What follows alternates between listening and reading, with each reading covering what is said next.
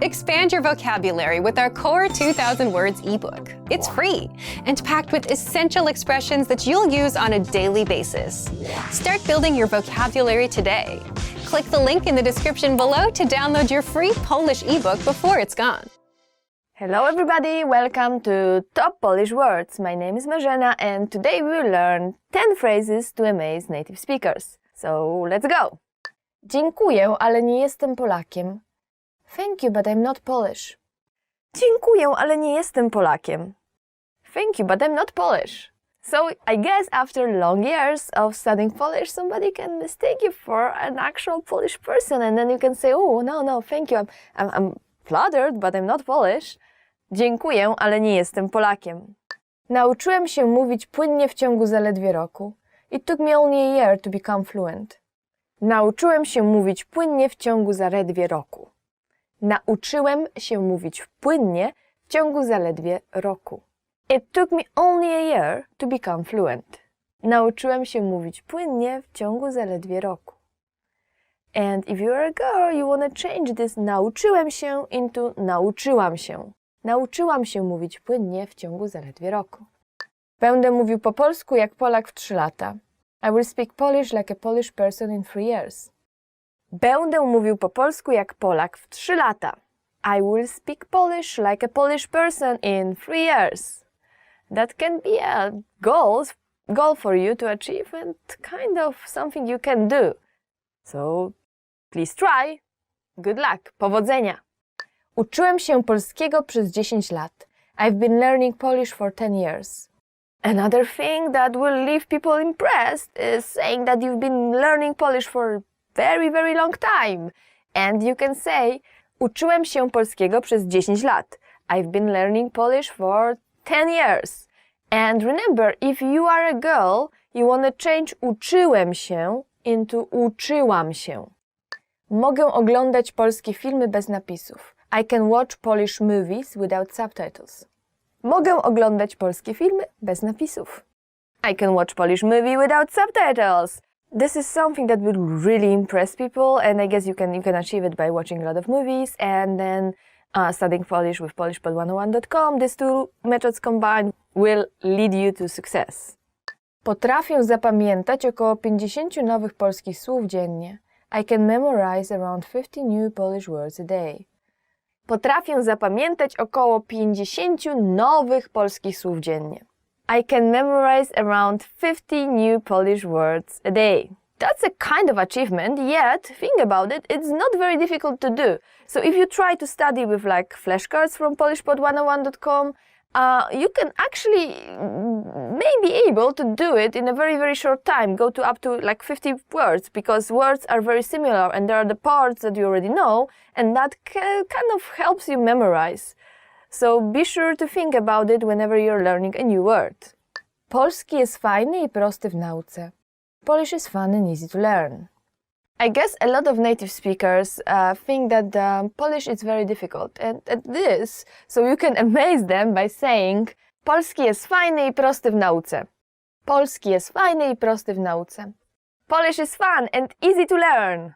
Well, I would be amazed if somebody told me that, so please try it out on your Polish friends. Mówię nie tylko po polsku, ale jeszcze w kilku innych językach. Apart from knowing Polish, I can speak a few other languages as well. Another thing that many people find amazing is if you can speak not only Polish but other languages as well. So in that case you can say, mówię nie tylko po polsku, ale jeszcze w kilku innych językach. Apart from knowing Polish, I can speak few other languages as well. That's definitely something to amaze your friends. Uczę się polskiego samodzielnie. I'm learning Polish all by myself. Uczę się polskiego samodzielnie. Uczę się polskiego samodzielnie. Which means I'm learning Polish by myself. I'm learning Polish by myself. Polish is a very difficult language to learn, so learning it by yourself is actually very difficult. It requires some time, it requires effort, yet if you can do it, that's really amazing. Go for it. Nie mam najmniejszych problemów z polską ortografią. I have no problems with Polish orthography. So what is the most difficult part in studying Polish? Well, somebody would say it's an aspect, but I guess there is another part that's very difficult, and it's orthography. And actually, orthography is difficult not only to foreigners, it's very difficult to Polish people as well. And we got a lot of people, not even our president can spell some words, so please watch news for that one. So, if you want to impress somebody, you can say, nie mam najmniejszych problemów z polską ortografią, which means I have no problems with Polish orthography. That's actually cool. I do have problems with Polish orthography, so I would be impressed. Thank you for watching. This was 10 phrases to amaze native speakers. And did you try any of these? Which one works the best? Please let us know in the comments, and please remember to like this video. And for more words and for more lessons, please visit polishpod101.com. Thank you again and see you next time. Cześć! Hello everybody, welcome back to Polish Top Words. My name is Marzena and today we will learn top 10 must-know vocabulary for the restaurant. So our first word is kellner, waiter, and it's a masculine noun. So for example, if a waiter is very rude, you can say ten kelner jest bardzo niegrzeczny. Ten kelner jest bardzo niegrzeczny. This waiter is very rude. And our next word is kelnerka, waitress. So kellner is the masculine form, while kelnerka is the feminine. For example, you can say, ile zarabia kelnerka? Ile zarabia kelnerka? How much money does a waitress make? So in general, the service in Poland is not that bad, but sometimes you may be unhappy with something, and if that's the case, it's okay not to tip, because the waiter or the waitress, they usually earn enough to cover their salary. But a rule in Poland would be to tip more or less 15-20%, but it's obviously up to you. So if you are more than happy with the service, you can go for 20%. If you are not so happy, you can go for 10 or just leave. Nobody will be angry at you. Our next word is almost the same as the English one, and it's menu. Menu. And with so many different restaurants, maybe there is some food you don't eat, something you don't like, and there is like vegetarian menu, and there is a vegan menu, and there is of course all the other types like pescatarian menu. So for example, when you walk into the restaurant and you are not so much into fish or meat, you can just ask, czy mają państwo menu wegetariańskie? Do you have a vegetarian menu? And surprisingly, even though Polish cuisine is so heavy on meat, we do have plenty, and I mean plenty, vegetarian restaurants spread all over the Poland, but especially in Warsaw. Warsaw is being known as European capital of vegetarian food and vegan food. And of course, one of the very important words when you are in the restaurant is zamówienie, order. Zamówienie, order. So zamówienie comes from a verb zamawiać, which means to order. So in English it's the same, basically almost the same word. It's just noun and a verb, order and to order. In Polish it's zamówienie as the noun and zamawiać as the verb. So the waiter can come to your table and ask, czy mogę przyjąć zamówienie? May I take your order? Another very important word, not only for restaurant, but in general, is woda, water. Woda means just water. And I know that in some countries you can get water for free in a restaurant, but in Poland you pay for it always. Be careful when you order it, just check on the menu what the price is, because it can be actually pretty high, almost the same as juice or even beer sometimes. And we do have both sparkling and non-sparkling water. It's very popular. Both are. So, for example, if you are the kind of person who doesn't like sparkling water, you would like to ask for non-sparkling one, you would say, poproszę wodę niegazowaną. I would like to have non-sparkling water. And of course, when you finish the meal, the most important thing is dessert. Dessert. Dessert, you probably feel like you've heard it somewhere because it sounds so much like the English word. Dessert is dessert. Dessert. Dessert. So when the waiter or the waiters will be taking your order, they will probably ask at the end, czy życzy sobie pani coś na deser? Would you like something for the dessert? So we've got a lot of different desserts in Poland, and one of the most famous one would be szarlotka, which is an apple pie served with ice cream and with whipped cream. Another very good one, but available, I think, only for Christmas, is the popseed cake, which is the best for me. I like my favorite dessert ever. And of course, there's a lot of other pies. There's a wonderful cheesecake, very different from what you will see in all the other countries. So please be sure to try it out. Szef kuchni. Chef. So if you go with your friends to this very nice restaurant and you know that the chef here is very, very famous, you can say in Polish, szef kuchni w tej restauracji jest bardzo znany. The chef in this restaurant is very famous. Fast food. Fast food, which is just fast food. I guess the accent is more like Polish. And then another thing is that you know that in Polish we change nouns, we change the endings. So even though it's an English word, we would still change it. So it's like fast food, fast foodów, fast food. So even though it's an English word, we'll still change it. Like fast food sometimes would just become fast foodów. And we do have a Polish type of fast food as well, which is pretty old. This Polish type, it's actually Polish hot dog. And we still call it hot dog, but there is no sausage or anything or any meat inside. It's just mushrooms, and it comes from the time long time ago when we literally didn't have meat. It was very difficult to get meat, even though people had money for that. They just couldn't buy it. So that's the invention of that time, and I still remember it. Oh my gosh, when I was little, I just loved to go with my mom and buy those hot dogs, and we called them hot dogs, but they were like hot dogs with mushrooms, and that's it, just mushrooms, like just the bun with mushrooms. You cannot see them so often anymore. You can still probably when you just look around, but it's not that common anymore. If you are like me and you don't really like fast food, you will say nie lubię fast foodów.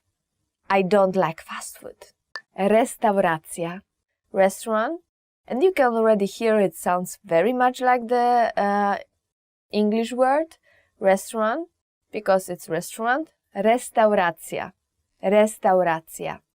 And I guess you know that a lot of restaurants are being judged by having Michelin star or not having it. I don't think there is a lot of restaurants in Poland with Michelin star, but the one that do have it, they will be extremely, and I mean it like extremely expensive. Nevertheless, if you find one, you can always say ta restauracja ma gwiazdkę Michelin. This restaurant has a Michelin star. Rachunek, bill. Rachunek comes from a very old Polish word which we probably don't use anymore. A verb, rachować. Rachować means just to count. And right now we would just say liczyć, not rachować. But this word, its form, it's still there in the word rachunek. Rachunek. And it's also very important to just look at your bill before you go back home, because sometimes people may make mistakes, on purpose or not on purpose, but just it happens. And if something is wrong, you can always say, przepraszam, ale ten rachunek się nie zgadza. I'm sorry, but this bill is not correct. Thank you for watching. This was Top 10 Must-Know Vocabulary for the Restaurant.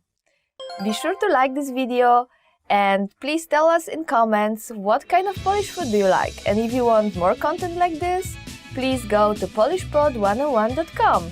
See you! Cześć! Cześć! Jak się masz? Dobrze, a ty? Świetnie. Cześć. Hej, Jak masz na imię? jestem Gosia, a ty? Jestem Alex. Miło mi. Fajne masz imię. Dzięki. Jak ci idzie nauka? Chyba dobrze. Jakieś problemy? Tak, wymowa.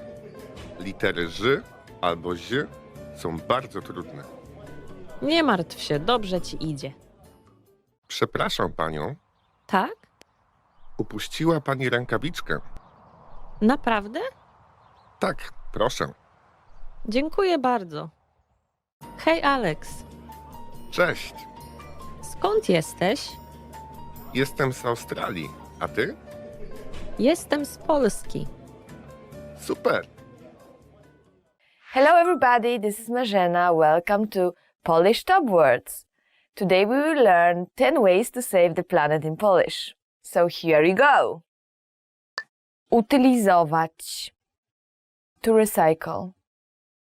So our first word is utylizować. Utylizować.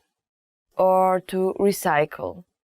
So for example you can say: czy u was się utylizuje śmieci? Czy u was się utylizuje śmieci? Do you recycle at home? Exactly, do you recycle at home? I guess if you recycle or not, it really depends on the country, and then even in the country, within the country, it depends on the household. We do recycle in Poland, though it's not like every day. There are like special recycle bins, so people usually separate garbage and then they take it out every now and then. And I guess as everywhere else, there are people who do it and then people who don't. There is no special fines or anything for people who are not doing it, though I guess a lot of people try to. Because it's just easier. There are those big recycle bins and you can go and throw your garbage anytime you want. And if you recycle, then there is less garbage at your house as well. So I guess that's something easy to do. Wolontariusz. Volunteer. And our next word is wolontariusz. Wolontariusz. Wolontariusz means volunteer. And for example, you can say: potrzebujemy więcej wolontariuszy. Potrzebujemy więcej wolontariuszy. We need more volunteers. As you may already noticed, first of all, wolontariusz comes from English. So it's very close, the sound is very close to volunteer, wolontariusz. And the second thing you may have noticed, it's a masculine noun. So you can use it for girls and for guys, but if you want to have the specific like feminine form, you would say wolontariuszka. So wolontariusz is for guys, but you can use it for both, male and female. And if you want a female form, is wolontariuszka. Wolontariuszka. And in Poland, it's very common to be a volunteer when you are in high school or maybe elementary school or junior high.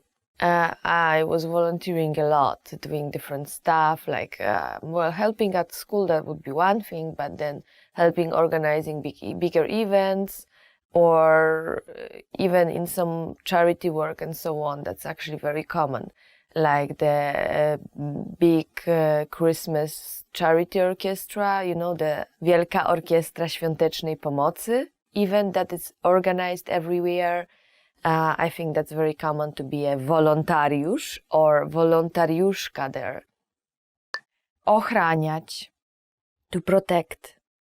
And the next word is ochraniać. Ochraniać means to protect. And you can say, for example, jak ochronić się przed wirusami? Jak ochronić się przed wirusami? Which basically means, how do you protect yourself against viruses? So, first of all, the word ochraniać comes from chronić, which are very similar words. So, chronić means to protect, and ochraniać is protect as well, but the image is more like protecting the environment or protecting somebody. Chronić can be broader.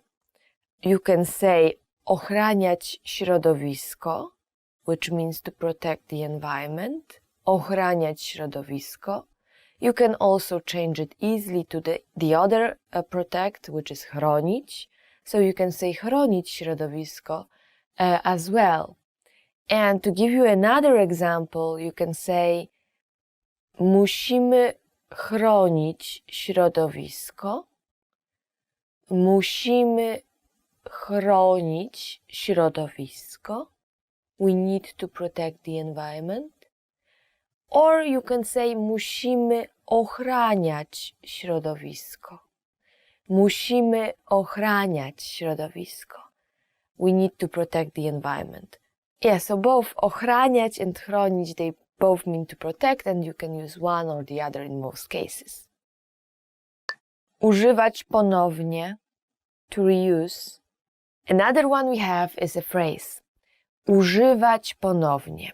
Używać ponownie means to reuse.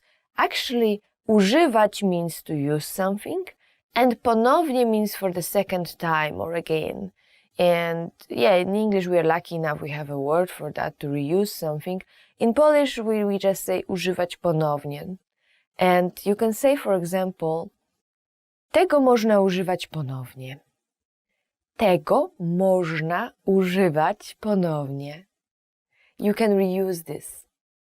Tego można używać ponownie. And I guess there is this big movement for things you can reuse, so we don't really use like plastic forks or plastic knives or spoons. And even plastic bags, you know, in Poland you have to pay for that. If you want to get a plastic bag, you have to pay additional few groszy. So it's not a big money, but people kind of become more aware that, first of all, it costs money to produce it, and it costs even more money to get rid of it, and usually you don't get rid of it, and it's just polluting our environment. So yeah, so I guess we have less and less plastic bags in Poland. Chronić, to conserve. And our next word is chronić. Chronić, to conserve.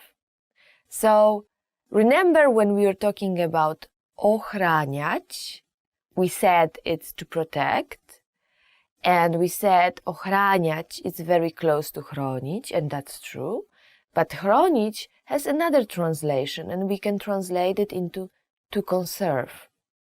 So a very good example for that would be musimy chronić zasoby naturalne. Musimy chronić zasoby naturalne. We need to conserve natural resources. That's something that has been a big issue not only in Poland, but I guess all around the world. And even though the government may be not doing a lot, people are very aware of the need to protect or to conserve natural resources. And there is a big movement, and I guess young people are being more and more aware of how important it is. So we try to protect, we try to conserve our natural resources in Poland as much as we can, even though it's not very often. There may be no special government program to do so. Like normal people are trying to help and trying to protect and trying to share the awareness of how important it is. Zmniejszyć ilość śmieci, to reduce trash. Another very important thing to do is zmniejszyć ilość śmieci. Zmniejszyć ilość śmieci means to reduce the trash. And that's something you can do by your own as well. So one thing that has been done in Poland is, as I said before, you have to pay for your plastic bag, and people stopped buying those plastic bags because now they are aware that it costs money, and then it costs money to utilize it, right? So And that's another like garbage that we don't need. So that's one thing we are doing to just zmniejszyć ilość śmieci. So for example, you can use it in a sentence like należy zmniejszyć ilość śmieci. Należy zmniejszyć ilość śmieci. We need to reduce the amount of garbage. Troszczyć się o środowisko. To care for the environment. Now our next one is an obvious one, yet some people really tend to neglect it. And that's troszczyć się o środowisko. To care for the environment. To care for the environment. So troszczyć się means to care, and then środowisko is the environment. Altogether troszczyć się o środowisko means to care for the environment. And you can use it in a sentence like wszyscy musimy troszczyć się o środowisko. Wszyscy musimy troszczyć się o środowisko. We all need to care for the environment. And true as it is, we often tend to like forget about it. And I guess in Poland right now, the biggest problem is that during the winter it's very cold. And you've got the central heating system, but very often you just burn stuff and then in your fireplace. And, you know, even in the central heating, if you have a house, you will just burn things in the fireplace. And if it's cold, it's okay. But a lot of people, they don't have money to buy one, so they will just burn trash. And that's becoming a big issue right now in Poland. We have big pollution issues during the winter. Używać produktów przyjaznych dla środowiska. To use eco-friendly products. Our next word, or actually a phrase, is używać produktów przyjaznych dla środowiska. Używać produktów przyjaznych dla środowiska. To use eco-friendly products. So używać, as you probably already know, is to use something. And then produkt is a product. And then środowisko is environment. So produkt przyjazny dla środowiska means eco-friendly product. Przyjazny means like friendly or nice to you. So produkt przyjazny dla środowiska means eco-friendly product. And in a sentence you would use it like czy używasz produktów przyjaznych dla środowiska? Czy używasz produktów przyjaznych dla środowiska? Do you use eco-friendly products? Now, the thing is that eco-friendly products are usually more expensive than the normal ones. And I guess even though it's better than it used to be, still a lot of people, they cannot afford it. So they just buy those cheap products that are not necessarily eco-friendly. And we still have issues with that in Poland, and I guess all around the world. But more and more people, especially in big cities, they kind of becoming aware of how important it is, and they don't really, they don't mind spending a little bit more if that's going to solve some issues regarding environment and environment pollution. Segregować śmieci. To separate garbage. And our next one is segregować śmieci. To separate garbage. So segregować means to separate, to divide by categories. And śmieci is garbage. And you can say, u mnie w domu segreguje się śmieci. U mnie w domu segreguje się śmieci. Which means in my house we separate garbage. In Poland, we do separate garbage, although, of course, it really depends on the household. It depends on where you live, if you even have access to those big garbage bins where you can throw away plastic bottles or like glass bottles or cans. But if you do have access to that, and I guess more and more people do, then I guess most people will do it, will separate it because it makes well, recycling easier, but it also makes your garbage problem easier, by which I mean that you are going to throw away those big bins that are being there on the street, so you have relatively less garbage at home. So it's easier for you to separate them and then to throw it away in those public bins that are over there, lying there, sitting over there, just waiting for you to do it. Oczyszczać, to clean. So our next word may sound familiar, and it's oczyszczać, oczyszczać, to clean. You probably have heard the word czysty, czysty, clean as an adjective. So czysty, we transform it a little bit and we have czyścić, so to clean something, and then we put the O in front of it and it's oczyszczać. And the difference between czyścić and oczyszczać is that, well, czyścić is like, to clean your house, or to clean your plates, or to clean your, even your clothes, while oczyszczać is more for bigger things. So like to clean the rivers or the sea or something like that, or water, like drinking water. That's oczyszczać, is like for bigger purposes. And for example, you can say, musimy oczyścić powietrze. Musimy oczyścić powietrze. We need to clean the air.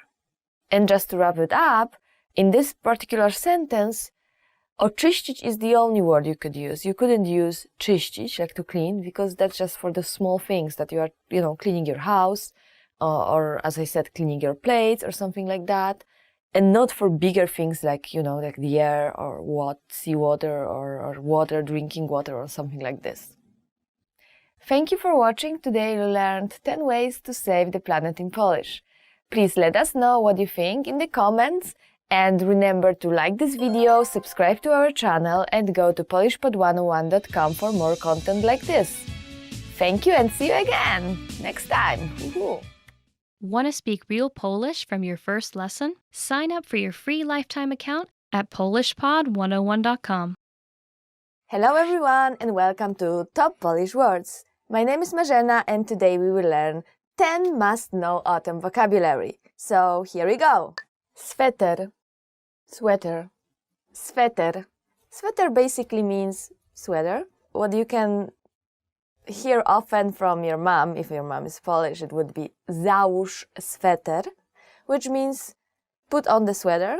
So basically Polish moms are very much concerned about your health, and whenever it's getting colder and it's at autumn and they would like, oh, put on the sweater, załóż sweter. Deszczowy, rainy. Deszczowy, rainy. So deszcz means rain in Polish, and deszczowy, it's an adjective. For example, we can say, dzisiaj jest bardzo deszczowy dzień. Today is a very rainy day. When autumn comes in Poland, we got a lot of rainy days. It's not as bad as rainy seasons in some other countries, but be sure to get your umbrella ready. Wietrzny, windy. Wietrzny. Wietrzny means windy. We got a lot of windy days in październik and in listopad, which is basically October and November. So for example, you can say listopad jest raczej wietrzny, which means November is rather windy. Chłodny, cool, cold. Chłodny. Chłodny means cool or cold, and it's an adjective. It can be used to speak about weather. So, for example, you can say październik w Polsce jest chłodny. October in Poland is cold. You can also use it about person's character. So, for example, you can say that this person is chłodny, chłodna, depending on the gender, and this means that this person is just distance. Jesień, autumn. And the next one is jesień. Jesień means autumn. So you can say lubię jesień w Polsce. I like autumn in Poland.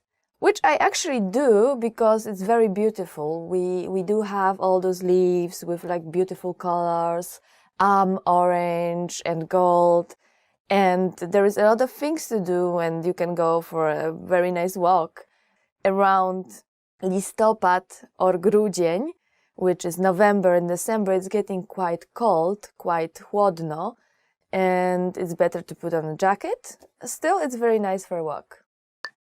Zimno, cold. So the next word is, and it's getting even colder, it's zimno. Zimno means cold. So we already got chłodny, which was cool or cold, and this is an adjective. And you can say chłodno to make it an adverb. Zimno is an adverb and it means cold. You can say zimny to make it like an adjective, or zimno. Zimno is an adverb. If you're in Poland and it's December, it's rather cold in December, I would say it can get down to like, or even January, it can get down to like minus 25 degrees. So you can say dzisiaj jest bardzo zimno, which means today is very cold. Kasztan, chestnut. Okay, and what's the best thing to do in Poland in autumn?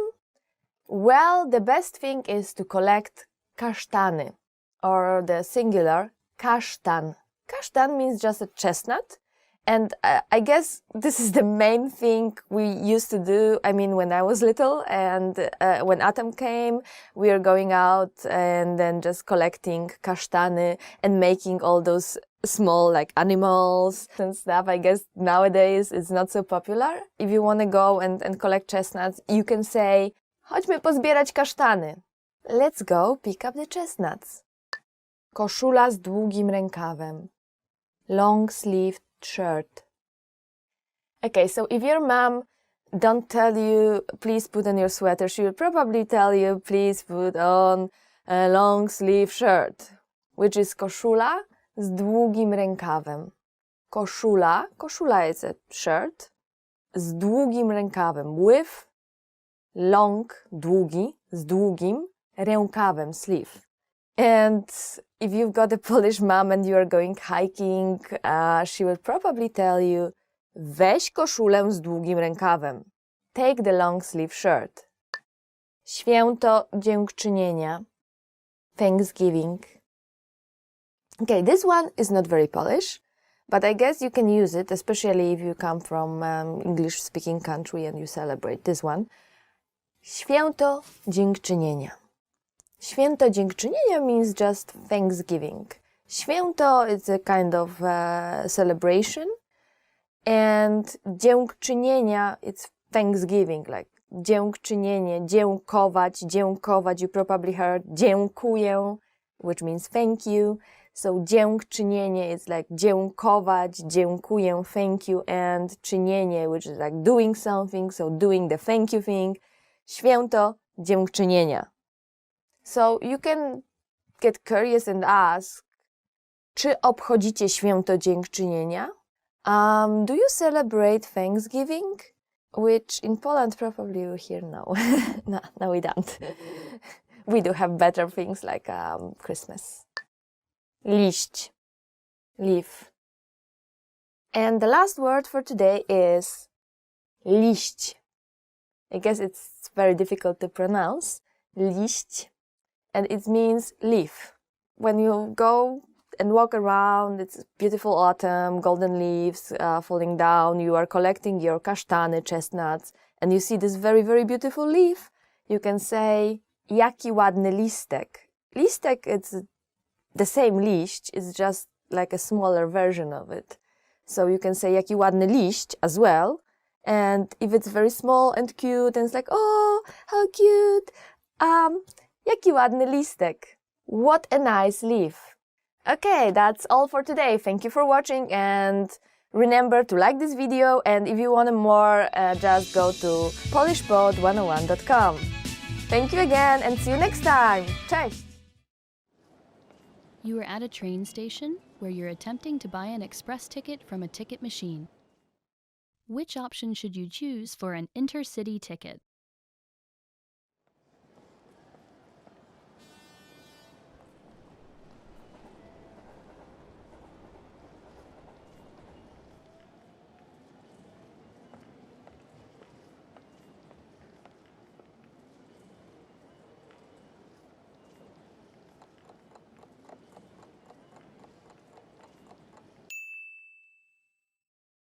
Which option should you choose for an intercity ticket?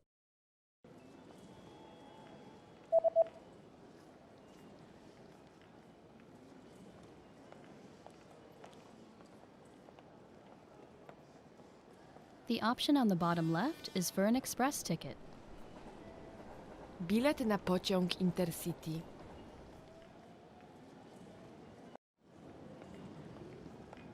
You are at a train station where you've just bought an express ticket. Which train car and seat number are you in?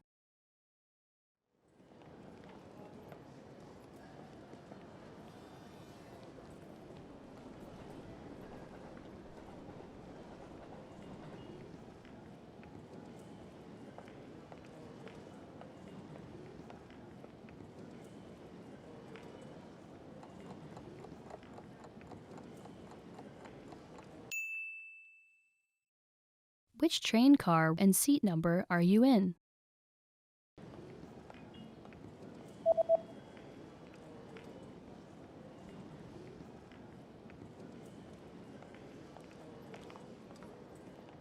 The ticket says that you're in train car number 1 in seat 3 next to the window. Wagon pierwszy. Miejsce do siedzenia. Trzecie. Okno. You are at a train station where you're reading the train schedule for an express ticket that you've just bought. On which days are there no express trains running?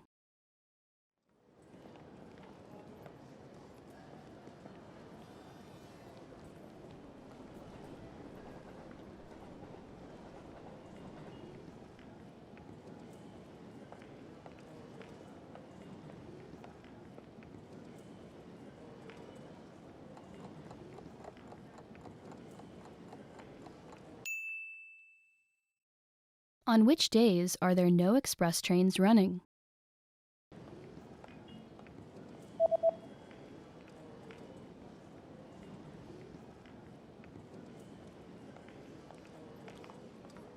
There are no express trains running on public holidays and the third Sunday of every month. Świąt państwowych. Trzecią niedzielę miesiąca. You are on a platform at a train station where you're waiting for your train. Suddenly, a message appears on the display. What does the message on the display mean?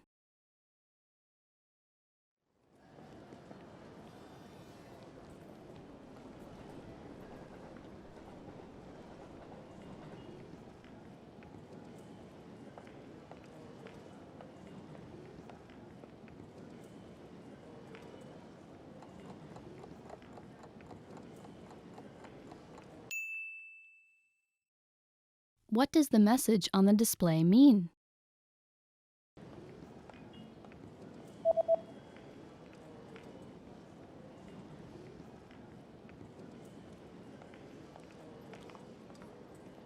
The display reads, "The next train will not stop."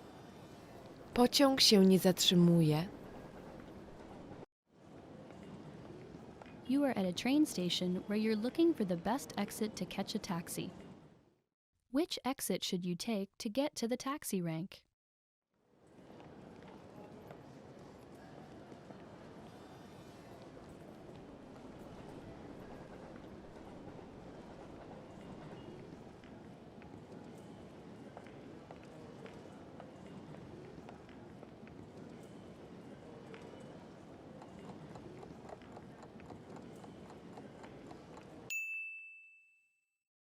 Which exit should you take to get to the taxi rank?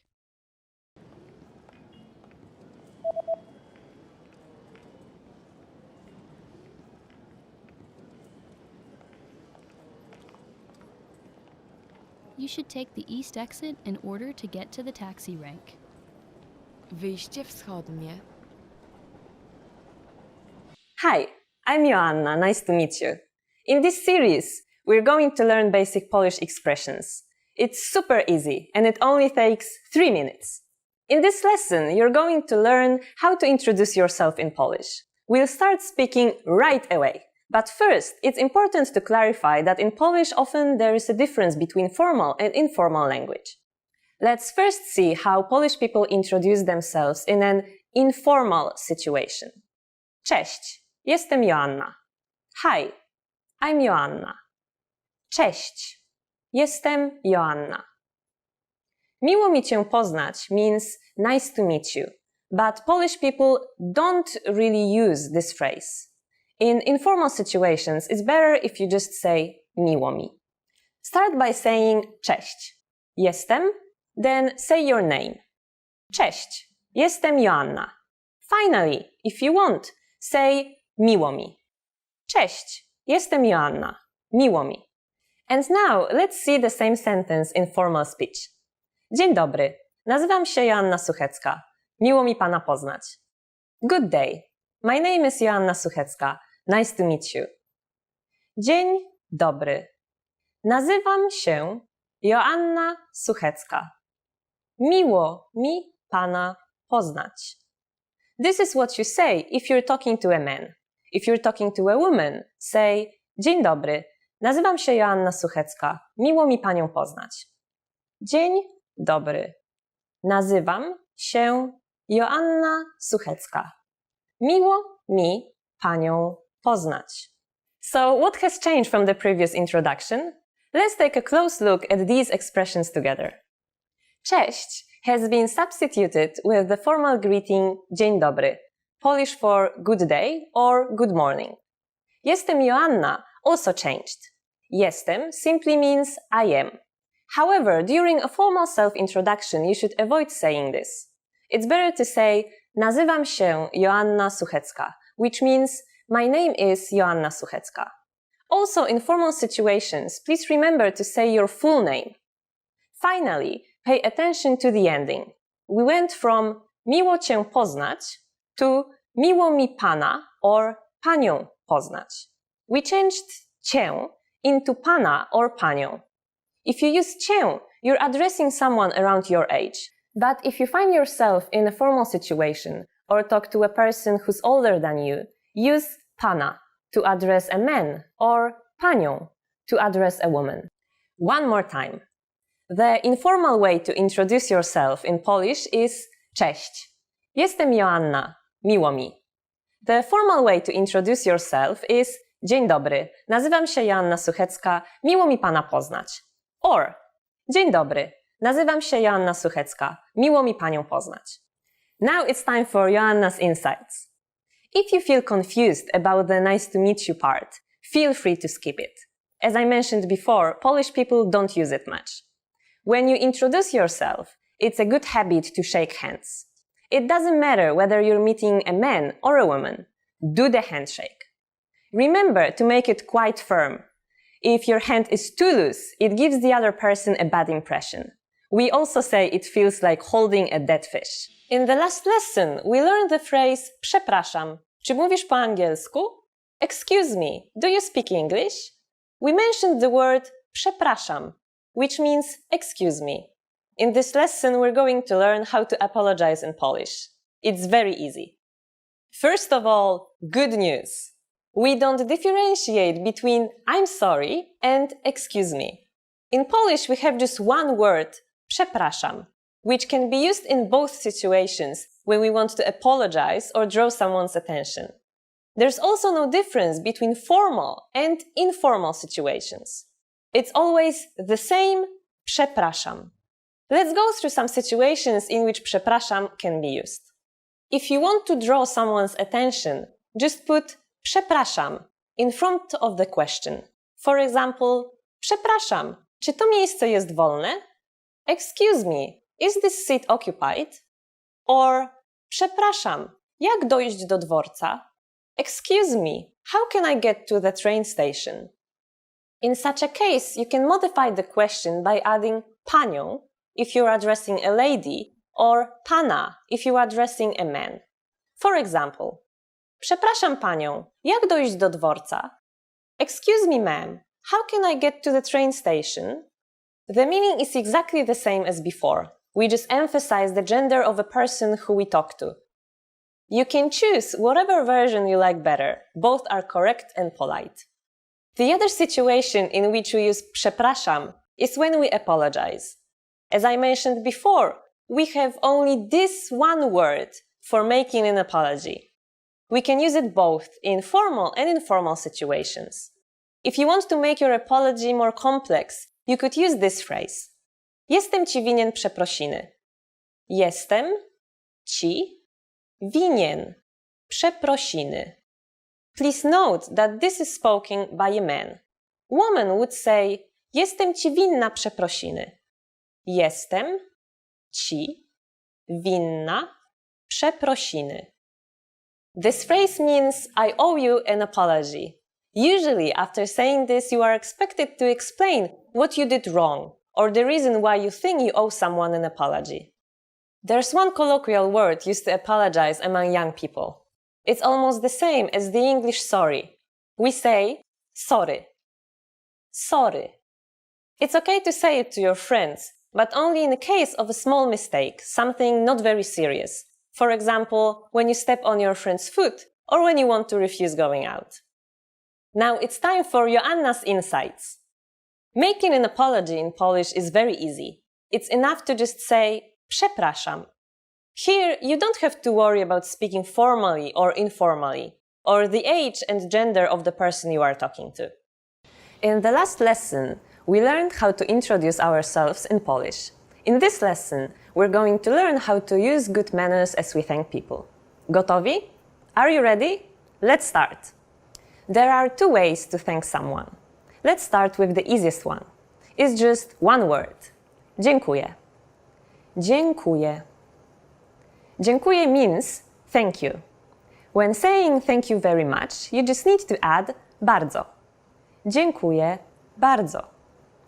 If we want to thank a friend, usually we use a different, more casual word. Dzięki.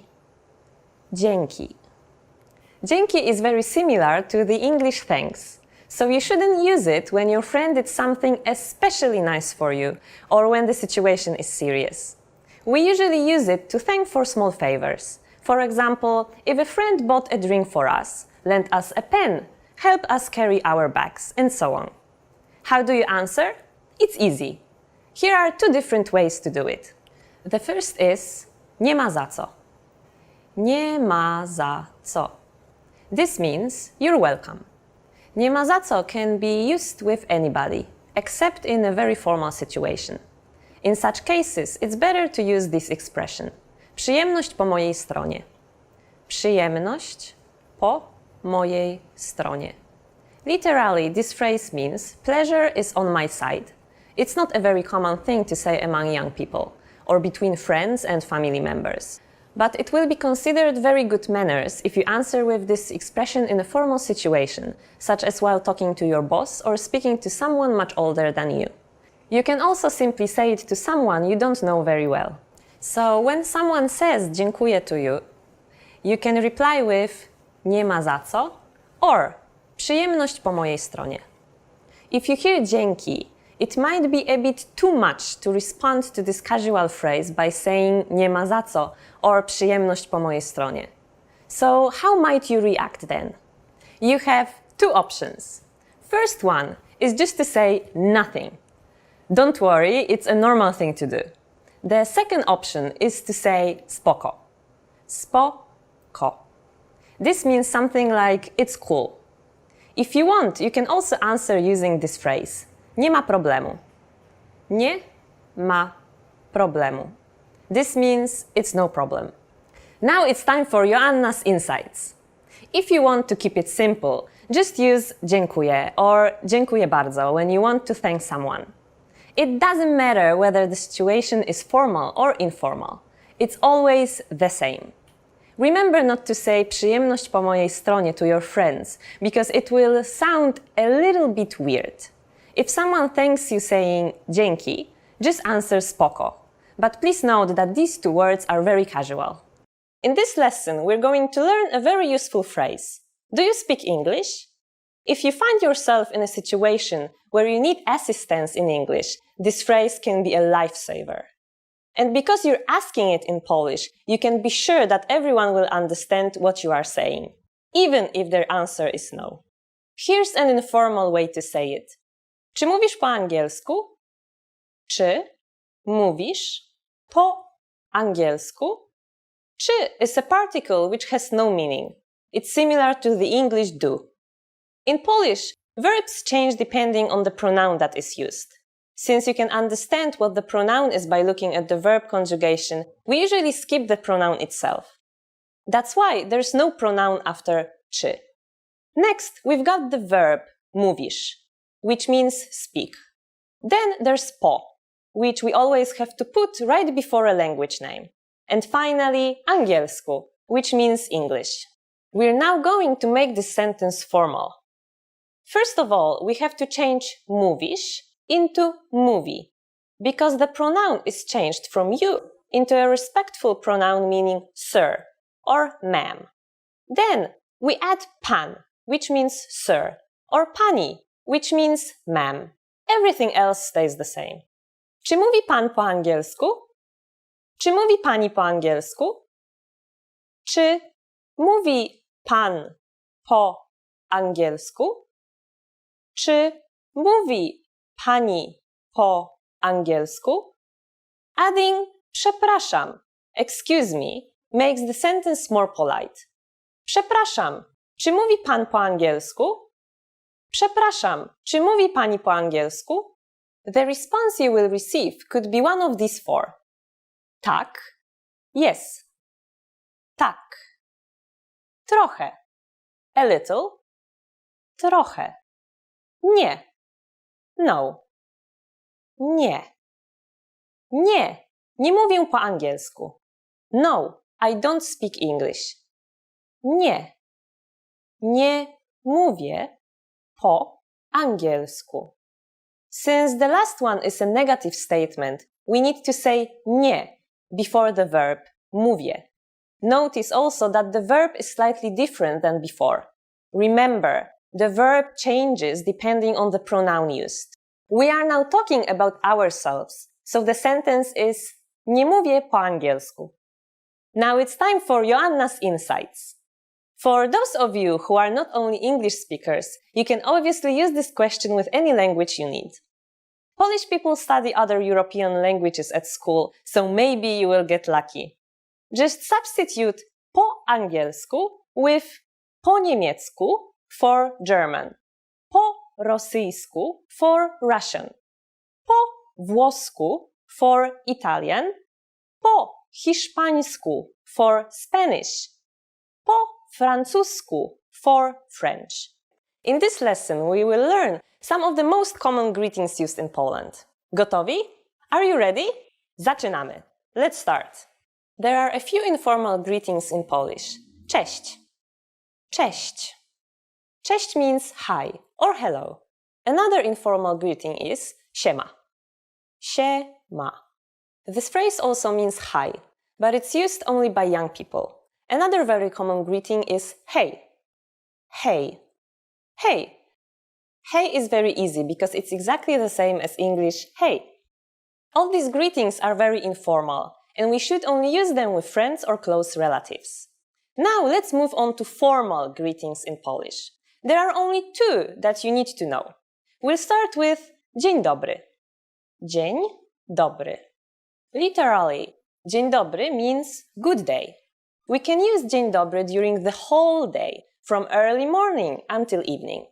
If it's the evening, we would say dobry wieczór. Dobry wieczór. What should you say when you leave? Polish people usually say do widzenia when living in a formal situation. Do widzenia. Do widzenia means goodbye. If, however, we are saying goodbye to friends or relatives, we can use the informal papa. Pa, or simply pa. Now you can greet people and say goodbye in many different ways in Polish. Let's review them all again. First, formal greetings. Dzień dobry. Use this phrase during the day. Dobry wieczór. Use this phrase in the evening. The informal greetings are cześć, siema, hej. When living in a formal situation, we say do widzenia. And in an informal situation, it's papa or just pa. Easy, isn't it? Now it's time for Joanna's insights. Do you remember siema? It's an abbreviation of jak się masz, which means how are you? But we just use it in the same way as hi. It's a very common greeting among young people. You will find, as you continue to study Polish, that new greetings constantly appear among young people who often come up with new uses for well-known phrases or their abbreviations. Want to speed up your language learning? Get access to all of our best PDF cheat sheets for free. Just click the link in the description and sign up for your free lifetime account right now. I'd like to exchange money. Chciałbym wymienić walutę. Chciałbym wymienić walutę. I'd like to make a withdrawal. Chciałbym dokonać wypłaty. Chciałbym dokonać wypłaty. I'd like to make a deposit. Chciałbym dokonać wpłaty. Chciałbym dokonać wpłaty. I'd like to open an account. Chciałbym założyć konto. Chciałbym założyć konto. It takes 3 to 5 business days. To potrwa od 3 do 5 dni roboczych. To potrwa od 3 do 5 dni roboczych.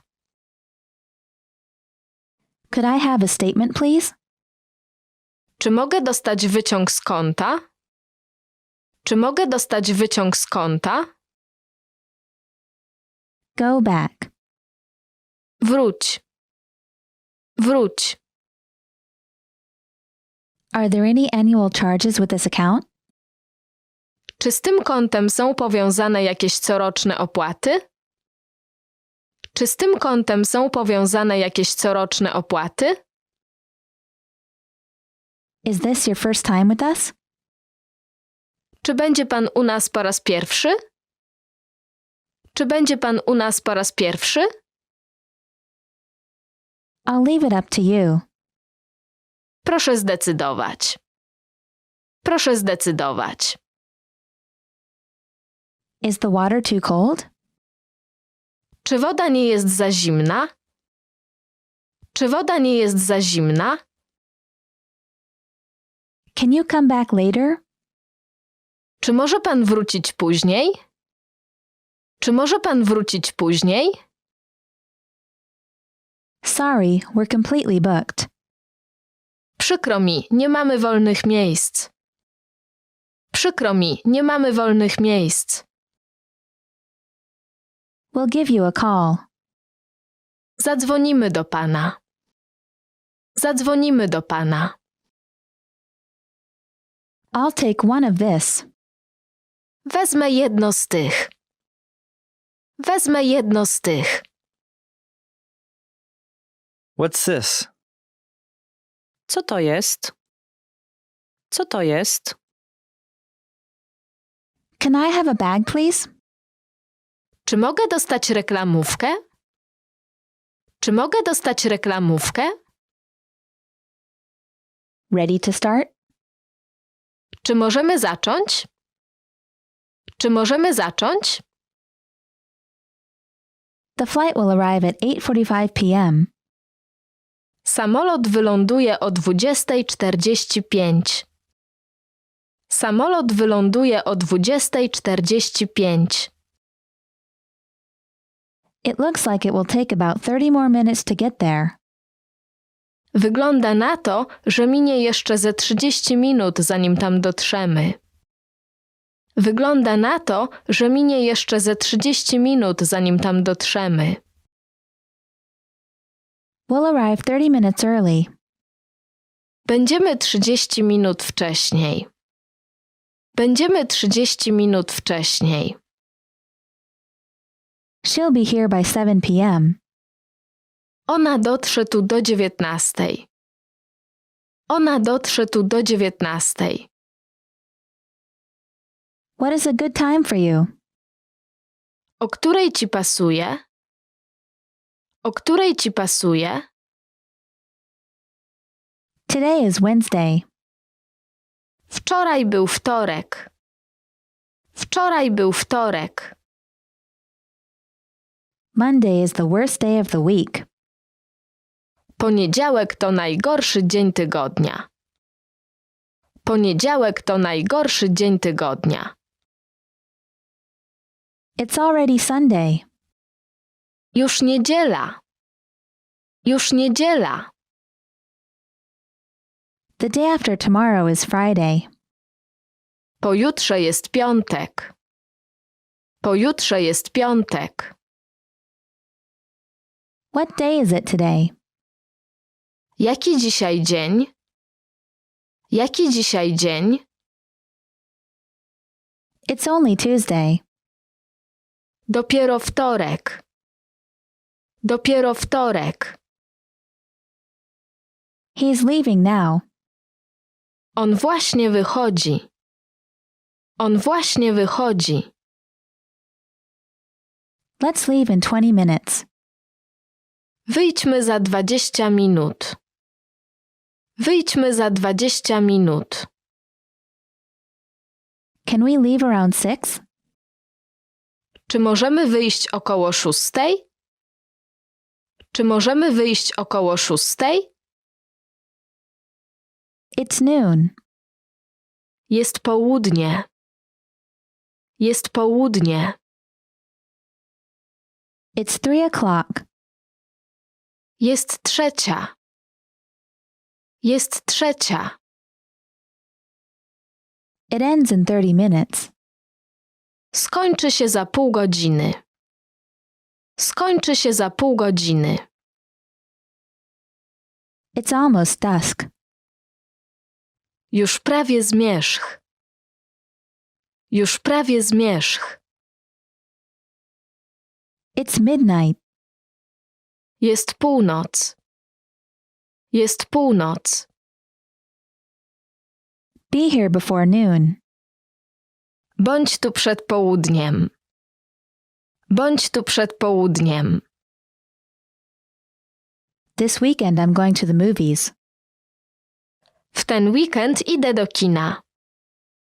W ten weekend idę do kina.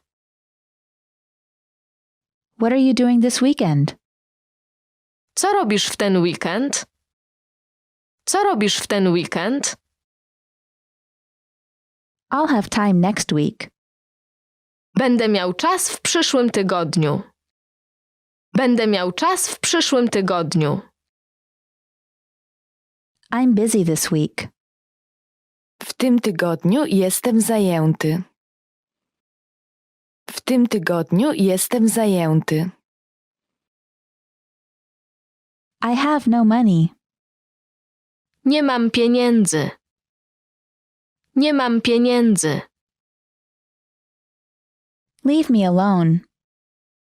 Zostaw mnie w spokoju. Zostaw mnie w spokoju. I want to go here. Chcę iść w to miejsce. Chcę iść w to miejsce. I'm looking for this place. Szukam tego miejsca. Szukam tego miejsca. They took my phone. Zabrali mi telefon. Zabrali mi telefon. This area is dangerous. Ten obszar jest niebezpieczny. Ten obszar jest niebezpieczny. Do you speak English? Czy mówisz po angielsku? Czy mówisz po angielsku?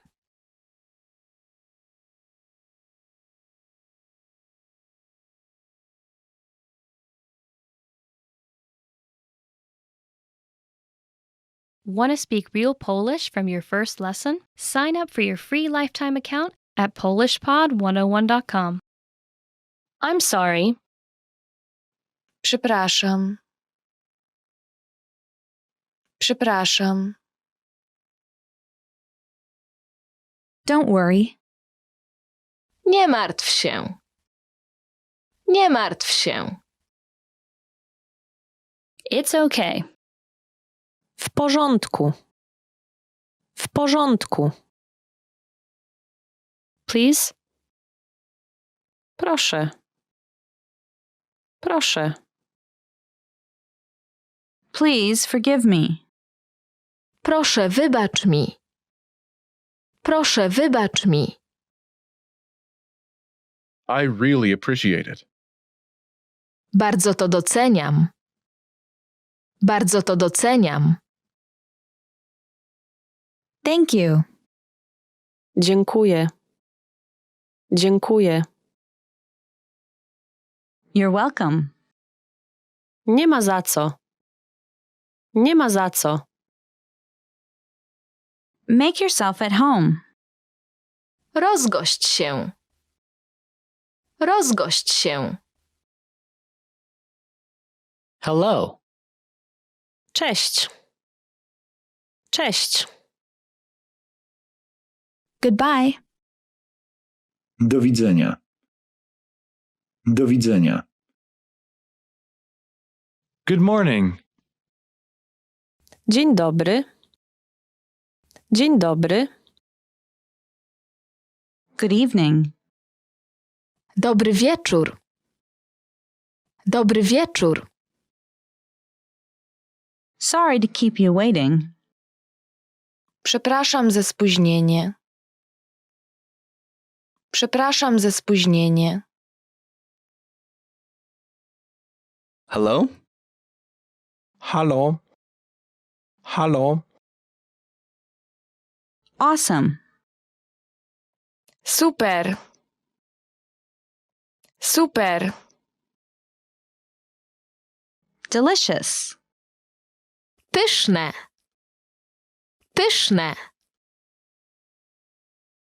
Nice to meet you. Miło mi cię poznać. Miło mi cię poznać. Really? Naprawdę? Naprawdę? What time is it? Która godzina? Która godzina? How are you? Jak się masz? Jak się masz? I'm good. Dobrze. Dobrze. Help. Pomocy. Pomocy. I don't like it. Nie podoba mi się to. Nie podoba mi się to. I like it. Podoba mi się to. Podoba mi się to. It's difficult. To trudne. To trudne. Once again, please. Proszę powtórzyć. Proszę powtórzyć. I don't understand. Nie rozumiem. Nie rozumiem. Slower, please. Proszę wolniej. Proszę wolniej. What is it? Co to jest? Co to jest? Where are you from? Skąd jesteś? Skąd jesteś? How old are you? Ile masz lat? Ile masz lat? What's your phone number? Jaki masz numer telefonu? Jaki masz numer telefonu? Long time no see. Dawno się nie widzieliśmy. Dawno się nie widzieliśmy. This is for you. To dla ciebie. To dla ciebie. How have you been? Co u ciebie? Co u ciebie? I'm afraid I can't make it. Obawiam się, że nie dam rady. Obawiam się, że nie dam rady. Never mind. Nie ma sprawy. Nie ma sprawy. I forgive you. Wybaczam ci. Wybaczam ci. I'm fine. W porządku. W porządku. And you? A u ciebie? A u ciebie? Good night. Dobranoc. Dobranoc. Good afternoon. Dzień dobry. Dzień dobry. Bye bye. Papa. Papa. How many people are there in your family? Ile osób jest w twojej rodzinie? Ile osób jest w twojej rodzinie?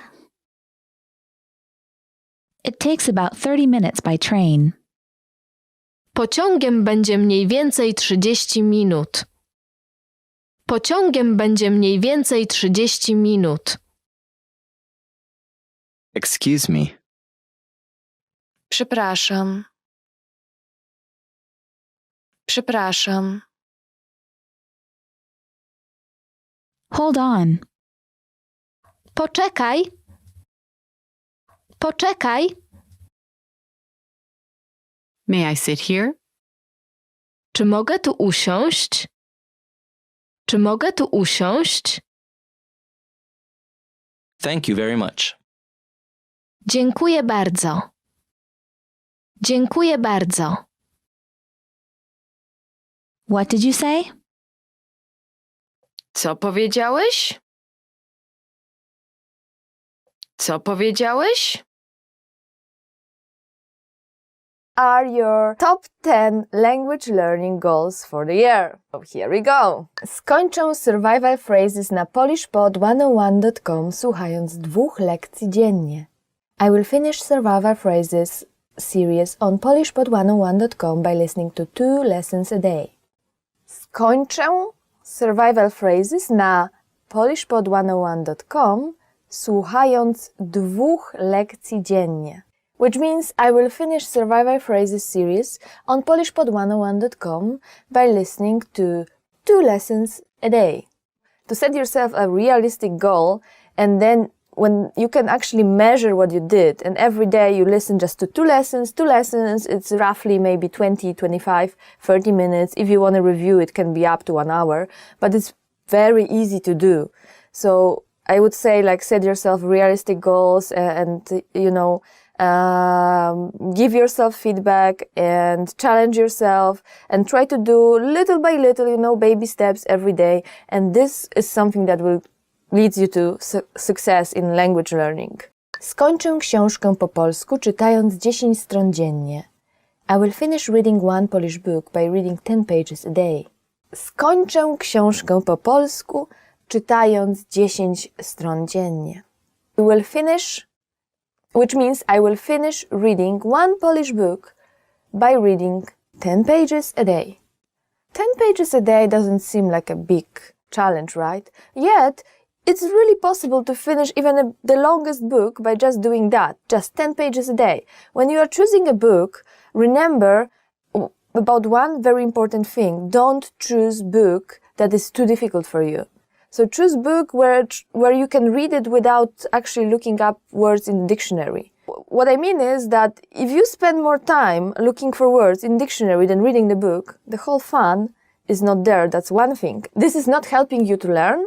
So that's one very important rule. Choose book that is at your level and then just try to read 10 pages a day. And maybe one day you'll say, oh, 15 or 20 because it's so interesting. So just remember, choose interesting book, not too high level, and read at least 10 pages a day, and that's something everybody can do.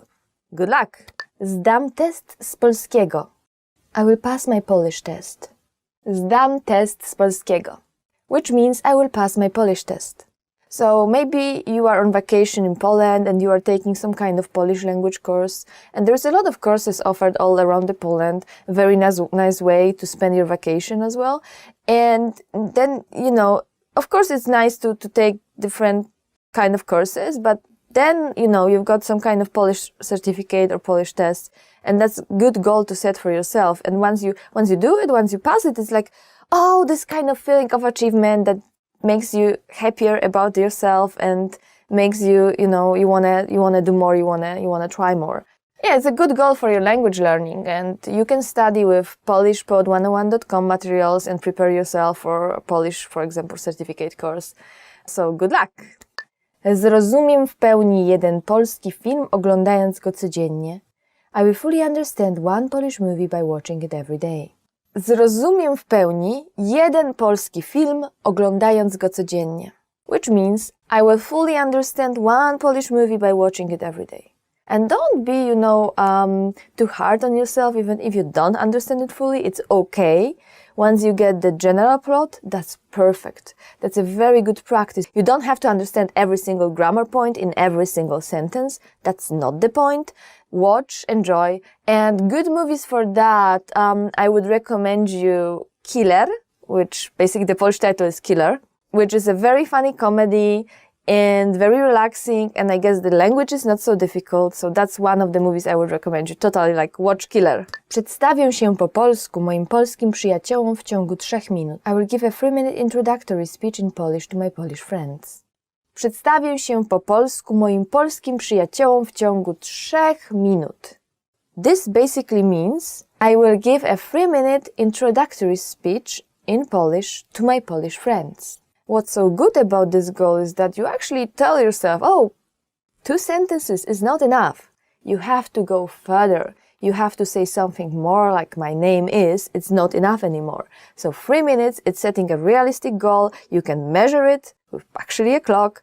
And this is something you can achieve within the first few months of the year. And then from that you can go up. Good luck with that one. Nauczę się na pamięć 5 polskich piosenek. I will memorize 5 Polish songs. Another good way of studying Polish and another good goal for you is nauczę się na pamięć 5 polskich piosenek.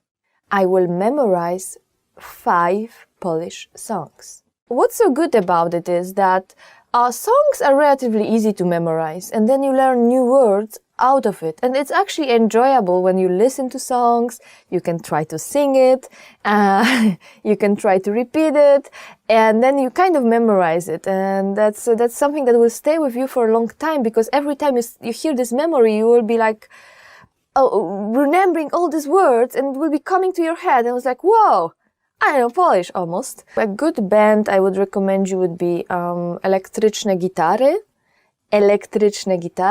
which can be translated as electric guitars. Elektryczne gitary, please check it out. Zapamiętam 350 słów za pomocą fiszek z polishpod101.com. I will finish memorizing 350 words with flashcards on polishpod101.com. Another good goal for the whole year is zapamiętam 350 słów za pomocą fiszek z polishpod101.com, which basically means I will finish memorizing 350 words with flashcards from polishpod101.com. I'm not a big fan of flashcards, but they can really help you, get this sense of achievement. So when you are trying to play with them, remember to make sample sentences as well.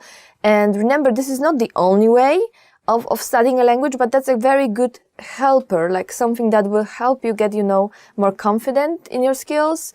And I guess will help you memorize new words as well. So just try it. Maybe that's the way for you. Napiszę 10 kartek pocztowych po polsku do moich polskich znajomych. I will write 10 postcards in Polish to my Polish friends. Napiszę 10 kartek pocztowych po polsku do moich polskich znajomych. I will write 10 postcards in Polish to my Polish friends. What's good about postcards is that they don't have to be long, so you don't really have to be very good. And there is some, set phrases that you can look up on the internet. You can check polishpod101.com for that. And some things you can use, very simple sentences and then just practice. And you're practicing writing as well. Writing can be very tricky, especially in Polish when you have two different ż. One is RZ, the other one is the ż with the dot on the top, and there's which one to use. Actually, I have problems with that too. Don't worry. So this is a very good way to practice the language, the actual language. Nauczę się, jak mówić o przeszłych, teraźniejszych i przyszłych wydarzeniach. I will learn how to talk about past, present and future events. Another good thing to tell your story is to nauczę się, jak mówić o przeszłych, teraźniejszych i przyszłych wydarzeniach. Which basically means I will learn how to talk about past, present and future events. Zapamiętam 150 słów poprzez uczenie się 5 słów dziennie. I will master 150 words by memorizing 5 words a day. Okay, another one could be zapamiętam 150 słów przez uczenie się 5 słów dziennie. Which means I will master 150 words by memorizing 5 words a day. 5 words a day doesn't sound really difficult, right? Yet, by doing that for another 30 days, and that's only 1 month, you can actually get up to 150, and 150 is an achievement. Top 10 marriage proposal lines. So here we go. Wyjdziesz za mnie? Will you marry me? And I guess, it's the simplest one, the shortest one, and the most effective one as well. You may already know the word wyjść, which means to go out. So it's kind of like using the word to go out, but then putting this weird preposition, which usually doesn't come with the word to go out, which is za, and then myself, mnie, wyjdziesz za mnie, which basically means will you marry me? But if you ever forget how to say it, just think, go out, go out, go out. Okay, wyjść, wyjdziesz, okay, wyjdziesz za mnie. And the funny part is that, the very, very useful part is that you can use the same phrase for both guys and girls, and both guys and girls can use it. So it's very, very convenient. Czy zrobisz mi ten zaszczyt i zostaniesz moją żoną? Will you do me the honor of becoming my wife? And obviously, because it's my wife, you can say it only to a girl. And yeah, czy zrobisz mi ten zaszczyt sounds very traditional, will you do me an honor, or will you do me the honor? It's like in English, it sounds very pathetic, very traditional, very, very old-fashioned, I guess. So yeah, for me, I don't think I would like my boyfriend to say that. It'd be a little bit weird, but I guess it really depends on the person, and you probably know your lady best, so you can decide for the longer one, for this one, even though she will like it. Czy sprawisz, że zostanę najszczęśliwszym mężczyzną na ziemi? Will you make me the happiest man alive? Yeah, I don't know, maybe I'm not so old-fashioned. It's not something I would like to hear. But I've been never dreaming of this white dress and marriage and stuff like that, while my friends were, and they already married, and they already have kids, and they already have their own households, and I'm not married, and I don't have any kids, and I don't have my own house, and I'm not even looking for that, to be honest. So I guess if you're more old-fashioned, traditional household style, then you will go for the longer one. If you're like me, you will just go for the shortened one, and then maybe think of very nice way to say it, very nice praise to say it, and so on. So our next phrase is czekałem na ciebie całe życie. I've been waiting for you my whole life. Czekałem na ciebie całe życie. And since czekałem is in masculine form, then yeah, a guy can use it to a girl or a guy, if you prefer. That's masculine form. If you are a girl and you really want to use this one, you will say czekałam. Czekałam na ciebie całe życie. I've been waiting for you my whole life. Czekałem, czekałam. Yeah, so small, tiny little difference. And yet again, not something I would like to hear maybe. I don't know, maybe I'm not romantic enough for this stuff. Or maybe I would like to actually hear that. Not sure. Undecided. Okay, let's go to the next one. Chcę być z tobą na zawsze. I want to be with you forever. Gosh, yeah. That's another one that for me it sounds a little bit cheesy, but then again, when I see like when I hear like I want to be with you forever, this sounds pretty cool actually. But then the Polish translation, which is okay, which is something people will use, chcę być z tobą na zawsze, chcę być z tobą na zawsze, I don't know, it doesn't sound so cool as in English. I have no idea why. It's just it. But yeah, I mean, it really depends on the person, right? Spędźmy ze sobą resztę życia. Let's spend the rest of our lives together. Wow, we are getting more and more romantic. And this one you can use for a guy, and you can use it for a girl, and you can use it if you are a guy or if you are a girl. So it's very, very convenient, because you don't have to change any forms. Spędźmy ze sobą resztę życia. It's all about us. Doesn't matter if you are guys, girls, guy and girl, and which way around. You can use it for any kind of relationship. And that's very convenient. It's very romantic. I wonder if I will ever hear that and how I will react to it. No idea. Mając ciebie przy boku, czuję się spełniony. Having you by my side is what completes me. And that is something that a guy can say, because spełniony is an adjective in a masculine form. You can change it very easily and say, mając ciebie przy boku, czuję się spełniona. Whoa, and that's another one. Oh, I don't know if I will ever hear this.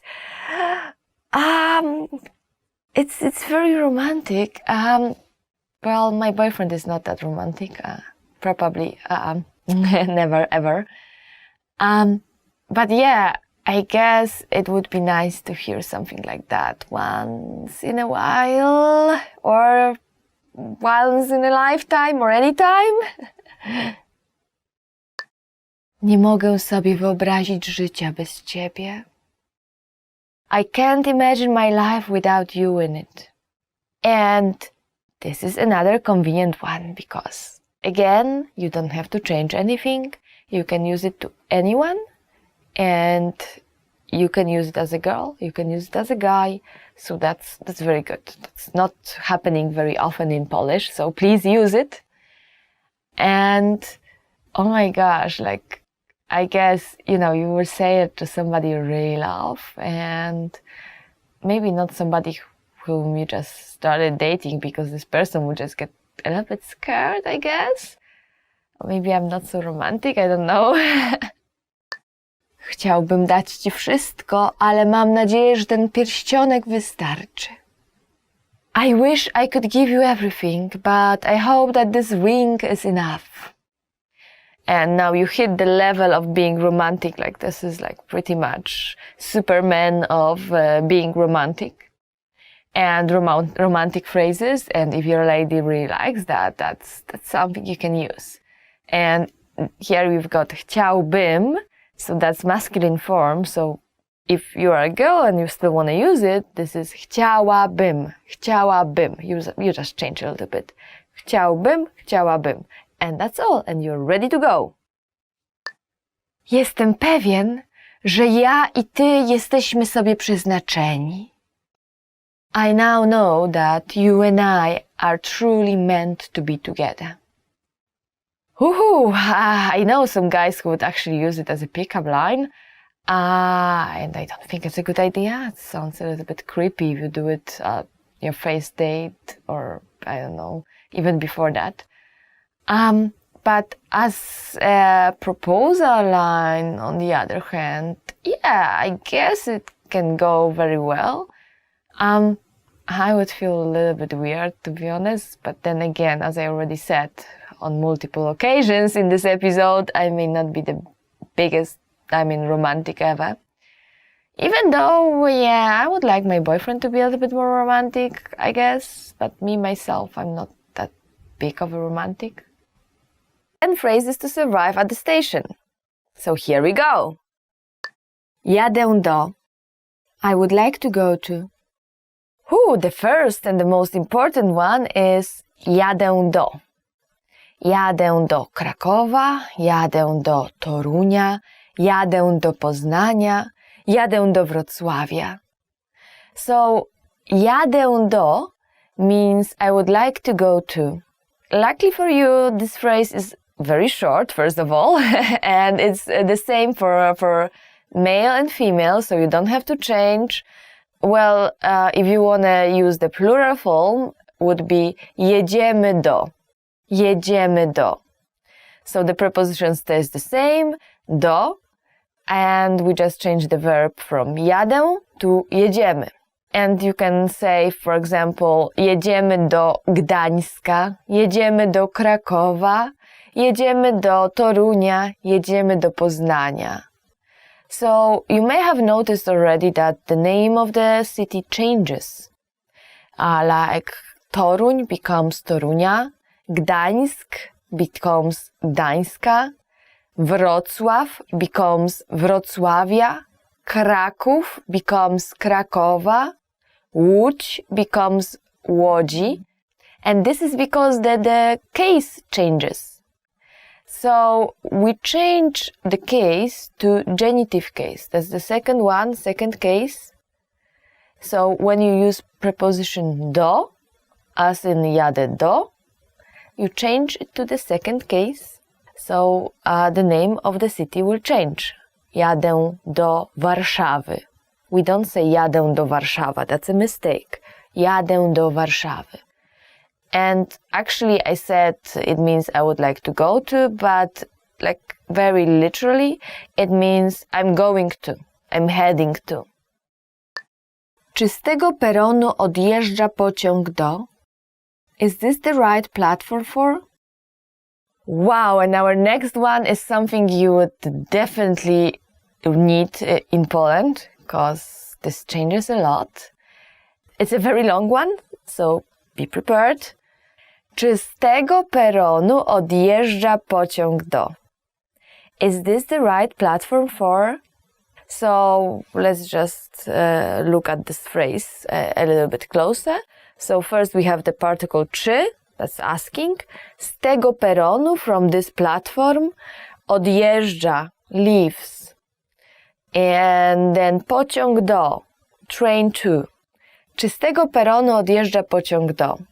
That's the whole phrase. And you can say, czy z tego peronu odjeżdża pociąg do Warszawy?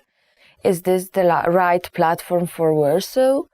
Czy z tego peronu odjeżdża pociąg do Torunia? Is this the right platform for Toruń? And as you probably notice, there is the same preposition do as in the previous one, jadę do. Hence, we change the name of the city. So again, Toruń becomes Torunia, Warszawa becomes Warszawy, and Kraków becomes Krakowa, and so on and so on. So remember to change the name of the city.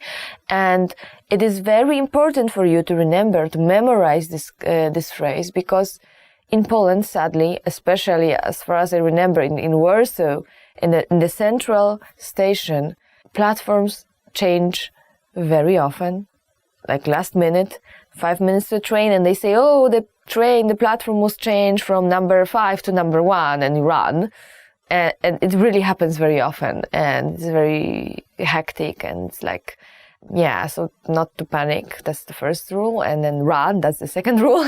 And ask That's the third rule. So even if you go to the platform, the right platform, don't just rest reassured that it's okay and I'm just waiting and just relax. I mean, it's okay to relax, but always check if this is the right platform again and again, because it really changes a lot. O której jest ostatni pociąg? What time is the last train? Our next phrase is o której jest ostatnie metro, which is actually a sentence, and it means what time is the last metro?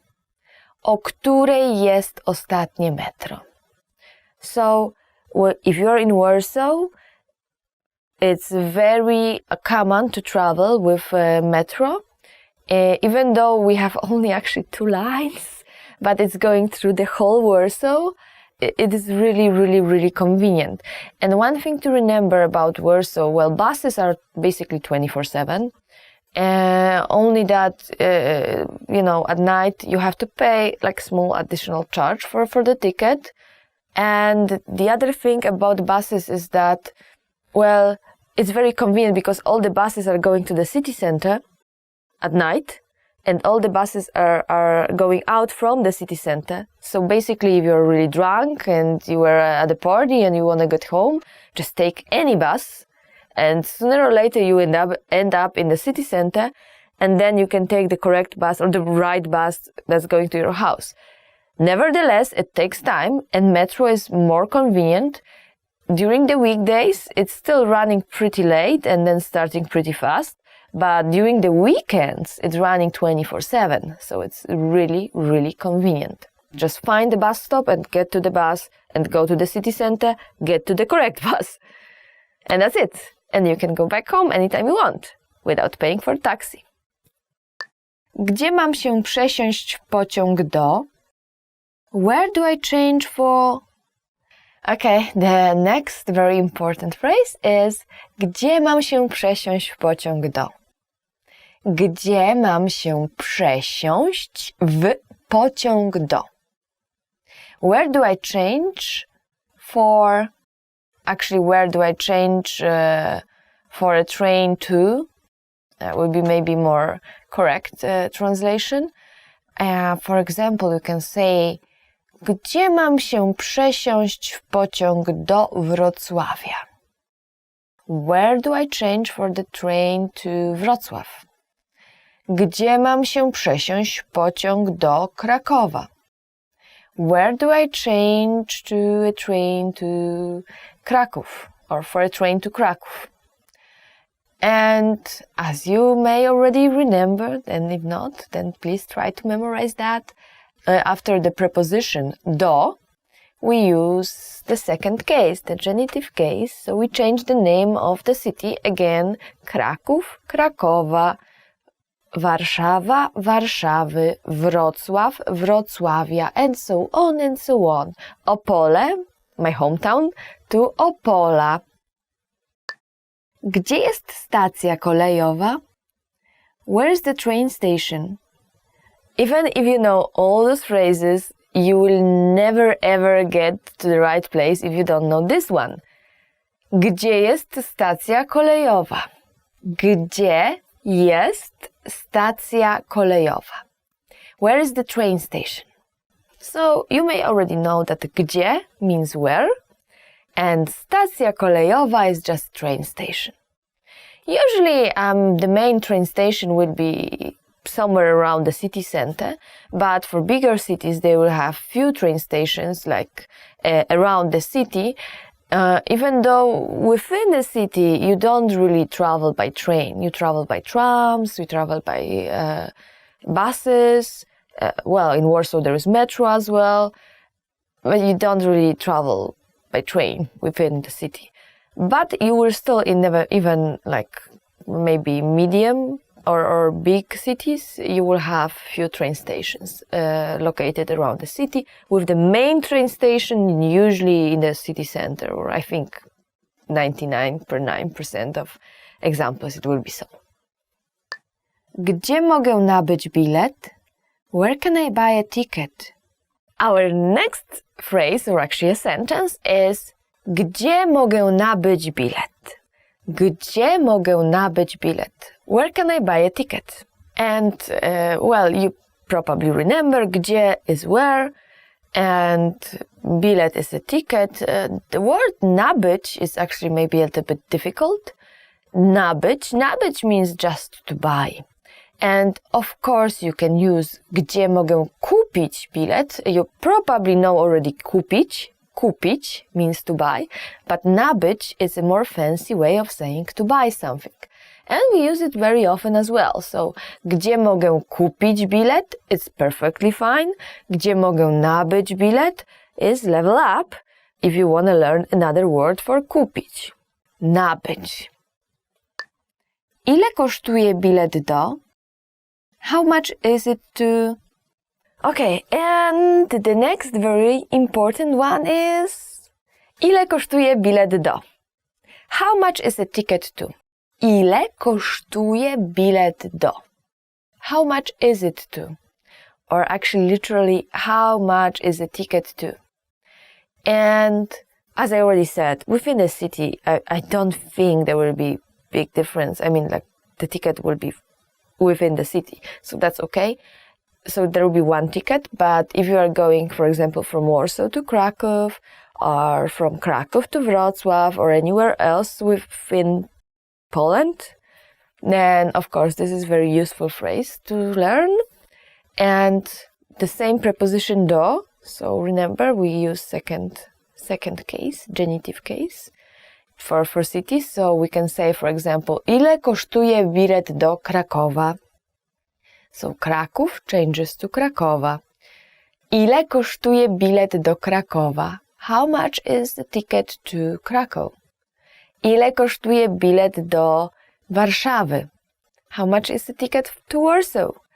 Ile kosztuje bilet do Gdańska? How much is the ticket to Gdańsk? And so on, and so on, and so on. Gdzie jest przystanek autobusowy? Where's the bus stop? Yeah, and to take the bus, you really need to know how to ask where the bus stop is. And in Polish we say, gdzie jest przystanek autobusowy? Gdzie jest przystanek autobusowy? Where's the bus stop? So przystanek is a stop and autobusowy means bus, so bus stop.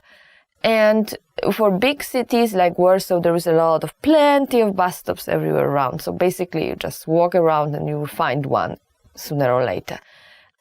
In smaller cities like my hometown Opole, there's not so many. I basically always opt for walking around than taking a bus. So so it's very important to know how to ask where one is. Gdzie jest przystanek autobusowy?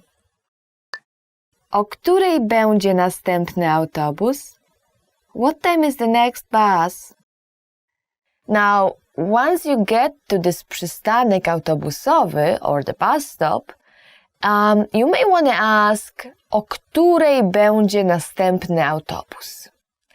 O której będzie następny autobus? What time is the next bus? And I mean, like you can always check it, right? But sometimes the timetables are very confusing and then you have weekdays and weekends and bus numbers and so on. And some buses will not go this way or this way, and maybe like sometimes, you've got different times for the same bus, and depending on which color it is, this bus will go this route or this route, and then you may end up missing your own bus stop. Which, by the way, another thing to remember, in some cities like Warsaw, some bus stops are on demand, so if you don't press the button, it will not stop. And the thing is that if you look at all the bus stops in line, the one on demand, they are being marked. I don't remember exactly how, but as far as I remember, there is for normal one is a circle filled black, and then for the one on demand, there's circle just white inside. But when you look at it, it's kind of obvious that there's something wrong with those bus stops. So remember to press the button. Gdzie są biletomaty? Where are the ticket machines? And our last one for today is gdzie są biletomaty? Where are the ticket machines? Gdzie są biletomaty? Actually, the word biletomaty or biletomat sounds very weird even for myself. Since it's a new word, it's basically a word that was created, I don't know, maybe 5 years ago, when we got those, ticket machines, and saying something like maszyna na bilety, maszyna do biletów, maszyna gdzie się kupuje bilety, where maszyna, yeah? Maszyna means machine. So saying a long phrase like that was just really not the thing you want to do. And someone, I don't know, made this phrase, this word, biletomat. And right now we have biletomaty, of course, next to the metro, on some bus stops, on many tram stops, inside of a tram, inside of a bus as well. So not all, but many. So I wouldn't say it's always there, but many occasions, yes. In Warsaw at least.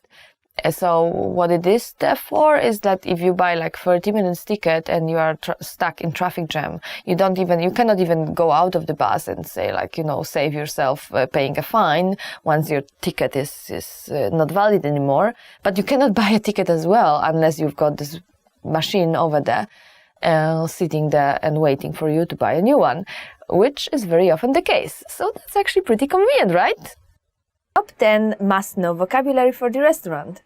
So our first word is kellner, waiter, and it's a masculine noun. So for example, if a waiter is very rude, you can say ten kelner jest bardzo niegrzeczny. Ten kelner jest bardzo niegrzeczny. This waiter is very rude. And our next word is kelnerka, waitress. So kellner is the masculine form, while kelnerka is the feminine. For example, you can say ile zarabia kelnerka? Ile zarabia kelnerka? How much money does a waitress make? So in general, the service in Poland is not that bad, but sometimes you may be unhappy with something, and if that's the case, it's okay not to tip because the waiter or the waitress, they usually earn enough to cover their salary. But a rule in Poland would be to tip more or less 15-20%. But it's obviously up to you. So if you are more than happy with the service, you can go for 20%. If you are not so happy, you can go for 10 or just leave. Nobody will be angry at you. Our next word is almost the same as the English one, and it's menu. Menu. And with so many different restaurants, maybe there is some food you don't eat, something you don't like, and there is like vegetarian menu, and there is a vegan menu, and there is of course all the other types like pescatarian menu. So for example, when you walk in the restaurant and you are not so much into fish or meat, you can just ask, czy mają państwo menu wegetariańskie? Do you have a vegetarian menu? And surprisingly, even though Polish cuisine is so heavy on meat, we do have plenty, and I mean plenty, vegetarian restaurants spread all over the Poland, but especially in Warsaw. Warsaw is being known as European capital of vegetarian food and vegan food. And of course, one of the very important words when you are in the restaurant is zamówienie, order. Zamówienie, order. So zamówienie comes from a verb zamawiać, which means to order. So in English it's the same, basically almost the same word. It's just noun and a verb, order and to order. In Polish it's zamówienie as the noun and zamawiać as the verb. So the waiter can come to your table and ask, czy mogę przyjąć zamówienie? May I take your order? Another very important word. not only for restaurant, but in general, is woda, water. Woda means just water.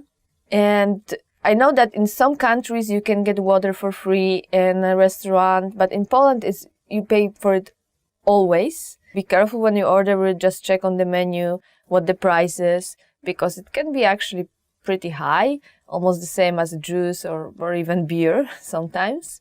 And we do have both sparkling and non-sparkling water. It's very popular. Both are. So, for example, if you are the kind of person who doesn't like sparkling water, you would like to ask for non-sparkling one, you would say, poproszę wodę niegazowaną. I would like to have non-sparkling water. And of course, when you finish the meal, the most important thing is dessert. Dessert. Dessert, you probably feel like you've heard it somewhere because it sounds so much like the English word. Dessert is dessert. Dessert. Dessert. So when the waiter or the waiters will be taking your order, they will probably ask at the end, czy życzy sobie pani coś na deser? Would you like something for the dessert? So we've got a lot of different desserts in Poland, and one of the most famous one would be szarlotka, which is an apple pie served with ice cream and with whipped cream. Another very good one, but available, I think, only for Christmas, is the popsicle cake, which is the best for me. I like my favorite dessert ever. And of course, there's a lot of other pies. There's a wonderful cheesecake, very different from what you will see in all the other countries. So please be sure to try it out. Szef kuchni. Chef. So if you go with your friends to this very nice restaurant and you know that the chef here is very, very famous, you can say in Polish, szef kuchni w tej restauracji jest bardzo znany. The chef in this restaurant is very famous. Fast food. Fast food, which is just fast food. I guess the accent is more like Polish. And then another thing is that, you know that in Polish we change nouns, we change the endings. So even though it's an English word, we would still change it. So it's like fast food, fast foodów, fast food. So even though it's an English word, we'll still change it, like fast food sometimes would just become fast foodów. And we do have a Polish type of fast food as well, which is pretty old. This Polish type, it's actually Polish hot dog, and we still call it hot dog, but there is no there is no sausage or anything or any meat inside. It's just mushrooms, and it comes from the time long time ago when we literally didn't have meat. It was very difficult to get meat. Even though people had money for that, they just couldn't buy it. So that's the invention of that time, and I still remember it. Oh my gosh, when I was little, I just loved to go with my mom and buy those hot dogs, and we called them hot dogs, but they were like hot dogs with mushrooms, and that's it, just mushrooms, like just the bun with mushrooms. You cannot see them so often anymore. You can still probably when you just look around, but it's not that common anymore. If you are like me and you don't really like fast food, you will say nie lubię fast foodów. I don't like fast food. Restauracja, restaurant, and you can already hear it sounds very much like the English word restaurant, because it's restaurant. Restauracja, restauracja. And I guess you know that a lot of restaurants are being judged by having Michelin star or not having it. I don't think there is a lot of restaurants in Poland with Michelin star, but the one that do have it, they will be extremely, and I mean it like extremely expensive. Nevertheless, if you find one, you can always say ta restauracja ma gwiazdkę Michelin. This restaurant has a Michelin star. Rachunek, bill. Rachunek comes from a very old Polish word which we probably don't use anymore. A verb, rachować. Rachować means just to count. And right now we would just say liczyć, not rachować. But this word, its form, it's still there in the word rachunek. Rachunek. And it's also very important to just look at your bill before you go back home, because sometimes people may make mistakes, on purpose or not on purpose, but just it happens.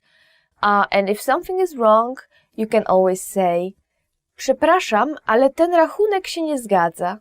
I'm sorry, but this bill is not correct. Want to speed up your language learning? Take your very first lesson with us. You'll start speaking in minutes and master real conversations. Sign up for your free lifetime account. Just click the link in the description.